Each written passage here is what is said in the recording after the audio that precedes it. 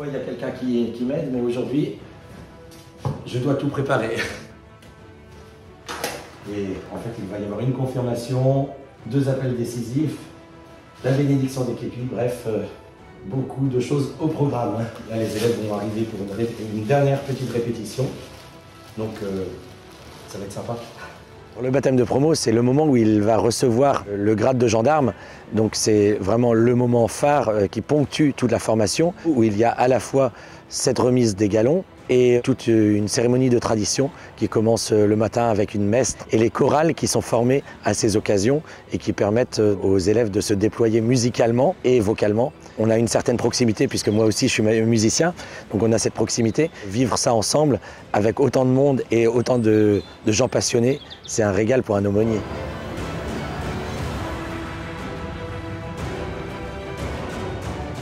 L'aumônier laïque ne peut pas dire la messe ni célébrer les sacrements, mais on peut préparer les jeunes. Non, je ne suis pas catholique de base. Ma famille n'est pas croyante, elle n'est pas pratiquante. Les choses ont fait qu'à l'école, plus je croisais l'aumônier, plus je parlais avec des camarades. Un jour, je suis allée le voir et je lui ai demandé. Je lui ai demandé comment ça se passait, si on voulait se faire baptiser. Et il a commencé à m'accompagner du coup dans ce parcours-là.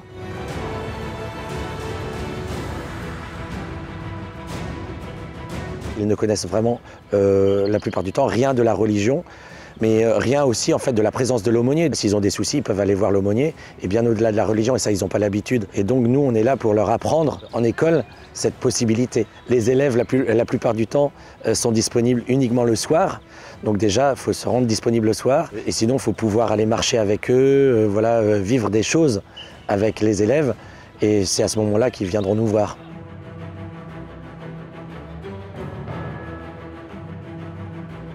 On est sur le même pied d'égalité et ça c'est hyper important. Au-delà de la culture, au-delà de la religion, c'est pour moi une personne qui a une oreille, qui a la possibilité de faire réfléchir sur certaines situations qui impliquent la position d'élève gendarme aussi. D'avoir quelqu'un de neutre, ça permet vraiment de passer ces événements avec beaucoup plus de facilité et beaucoup plus d'énergie positive. Il est très bienveillant, il est toujours là par message s'il n'est pas présent sur l'école. Si on a besoin par message, il sera toujours là à répondre.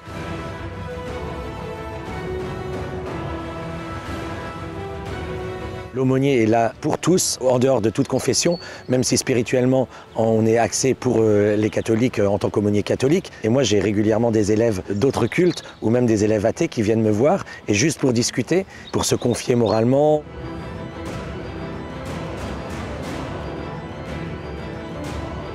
Comme je fais ma pastorale autour de la musique, il y a quelque chose, un jour, qui a été dit par le papa d'une élève gendarme lors d'un baptême de promotion. Merci monsieur l'aumônier, parce que ma fille faisait partie de la chorale, elle ne pouvait pas rentrer tous les week-ends. Vous avez été la respiration de sa formation. Grâce à cette chorale, elle a pu tirer le maximum d'elle-même et elle était joyeuse alors qu'elle ne pouvait pas voir sa famille. Mais merci.